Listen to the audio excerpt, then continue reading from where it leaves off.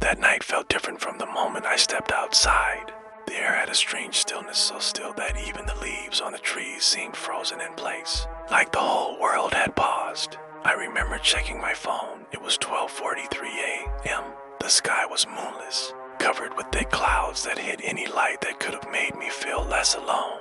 Park's entrance always had a dim orange glow from an old lamp that buzzed constantly. As soon as I passed under it, I felt like I had crossed into another world, one stripped of noise, life, and warmth.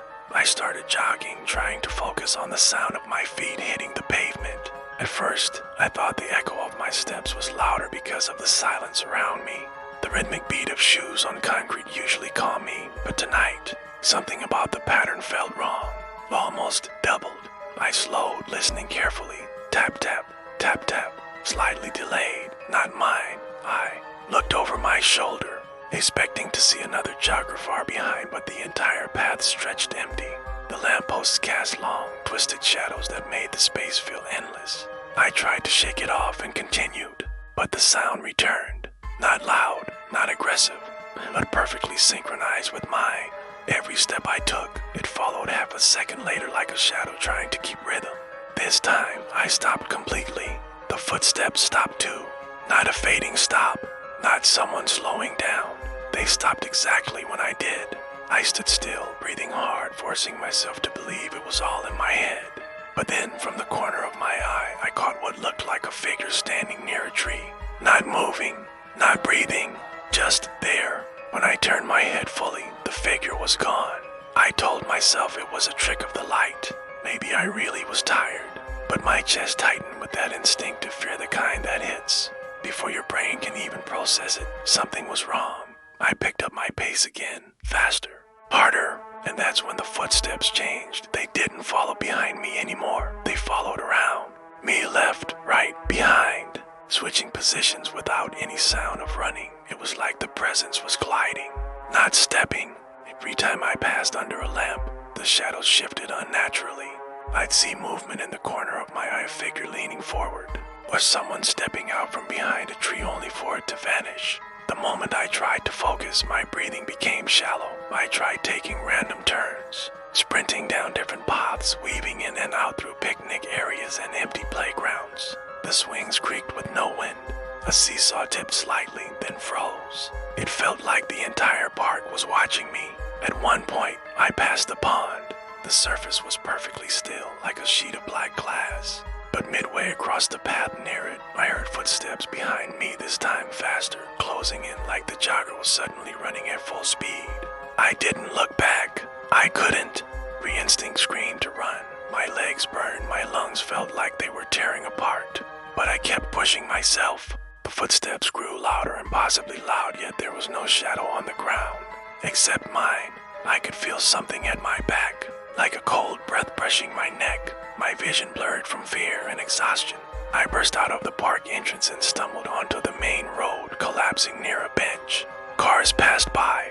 A dog barked in the distance. Everything felt normal again, painfully normal. But the fear didn't go away. I forced myself to look behind me. Path inside the park was empty. Empty. No sound. No wind. Not even an insect chirp. I went home shaking.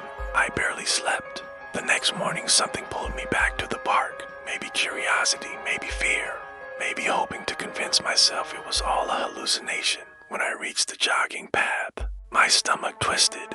There, circling the exact loop I had run last night, were muddy footprints, perfectly spaced, perfectly aligned, going around and around with no starting point, no ending point, as if something had been running long before I arrived, and long after I left. Now, every night, whether I'm walking around the house or lying in bed, I sometimes hear them again, slow, deliberate, footsteps matching mine perfectly, not outside, inside, and whatever followed me that night in the park, I don't think it ever stayed behind.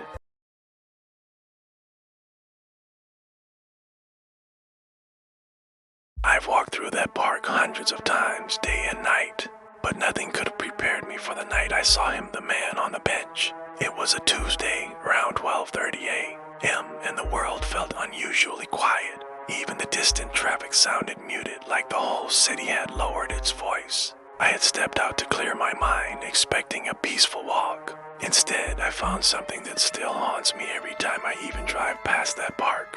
The moment I entered, I noticed the air felt colder. Not the natural cold of a winter night. This felt heavy, suffocating, like walking into a place where the air hadn't been disturbed for years. The lamps flickered weakly, casting long shadows over the pavement that stretched and twisted unnaturally. I told myself it was nothing, just a late-night walk. I'd done this before. As I moved deeper into the park, I saw him. He sat perfectly still on an old wooden bench under a flickering lamp. His posture was rigid, his arms stiff at his sides, and his head hung forward like he was staring at something on the ground. I slowed, unsure whether to greet him or ignore him. Normally, I'd nod politely or walk a few steps around to keep my distance.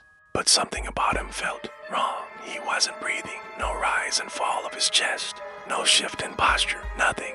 Just stillness. I tried to glance at his face, but his long, dark hair hid most of it. His clothes looked strangely outdated, like something from the early 90s. A thick brown coat, baggy jeans, and heavy boots that seemed too big for his thin frame.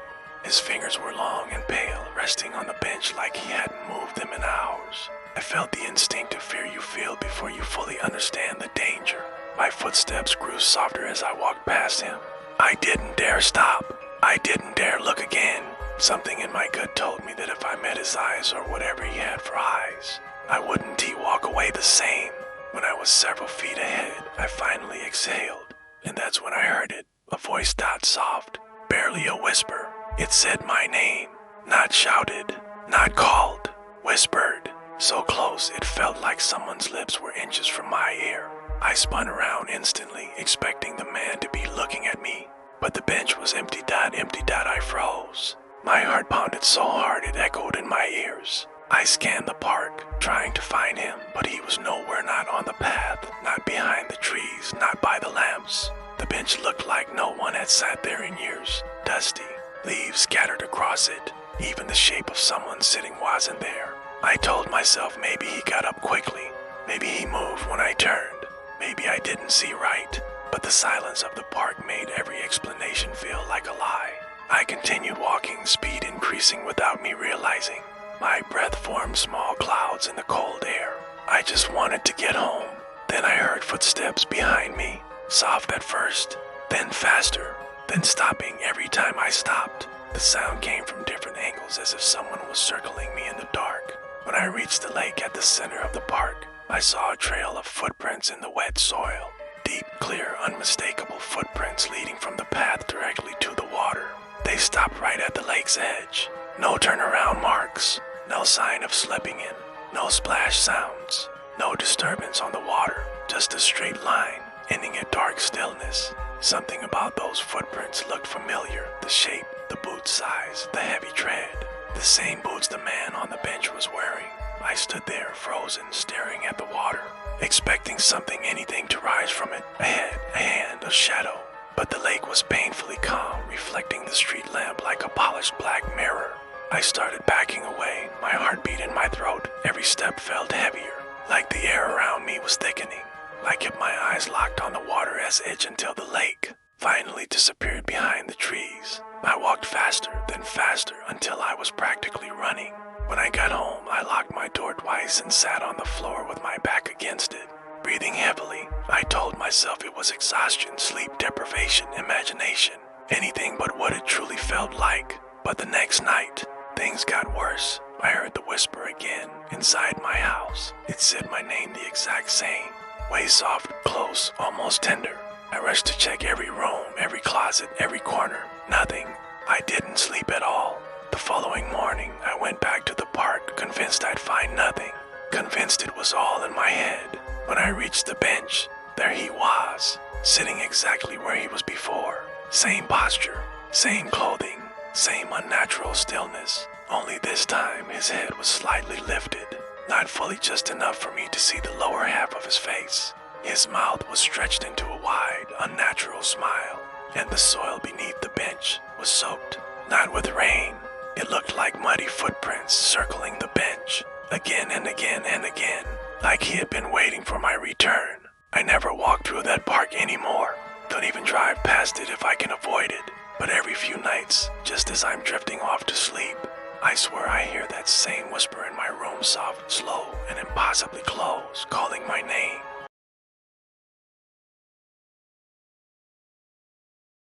I used to think parks were harmless places, open spaces, soft lights, the quiet comfort of trees swaying in the wind. But one night taught me that some parks hold more than just nature. Some hold things that wait for people like me, people who walk alone after midnight. It was close to 1 a.m. when I decided to take a shortcut through Oakwood Park. I'd taken this shortcut dozens of times before, but that night felt different from the moment I stepped inside. The air was unusually still, not even the leaves moved, and yet the temperature felt colder the further I walked. Oakwood Park had tall, dense trees that formed long shadows on the path. The lamps were old and spaced too far apart, so half the park was swallowed in darkness. Still, I walked in, headphones in my pocket, hands in my jacket, trying to convince myself nothing was wrong. A few minutes in, I began to hear something strange, a soft, low rustling, but not the kind leaves make. This sounded intentional, slow, rhythmic, like someone brushing their hand gently across tree bark. I stopped walking. The sound stopped too. I listened for a few seconds, then shook it off and kept going. That's when it happened. Someone whispered my name, not shouted, not muttered, whispered, so close to my ear that I felt a faint tickle of breath on my skin. I spun around instantly, expecting to see someone standing behind me, but the path was empty. The trees stood tall and silent, their branches reaching out like long, crooked fingers. No one else was there. I was completely alone. I told myself it had to be the wind or my imagination, but I knew the wind doesn't speak. I started walking again, faster this time. The whisper came again, but this time farther away, like someone calling me from deeper inside the park. Nor why, but I looked toward the sound, and that's when I saw it. A shadow moved behind one of the large trees. At first, I thought it was just someone else walking, but the movement was wrong.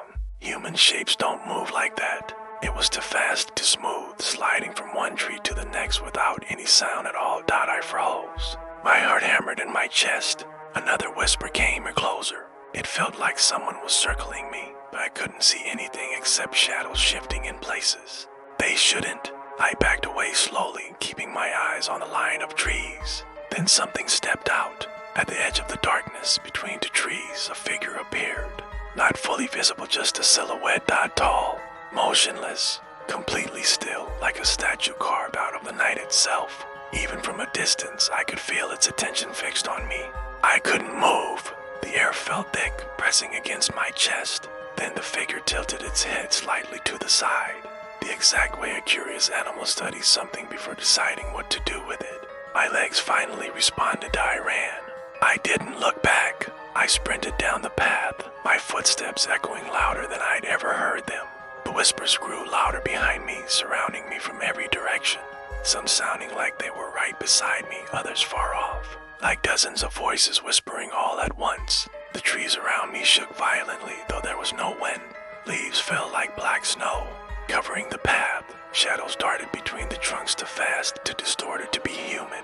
When I finally saw the park exit, I pushed myself even harder.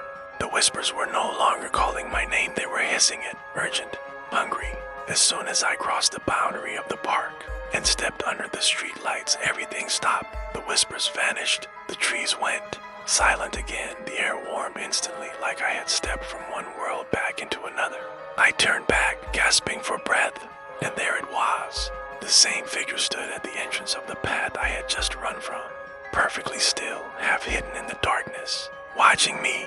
The street light flickered once. In that split second of darkness, the figure disappeared.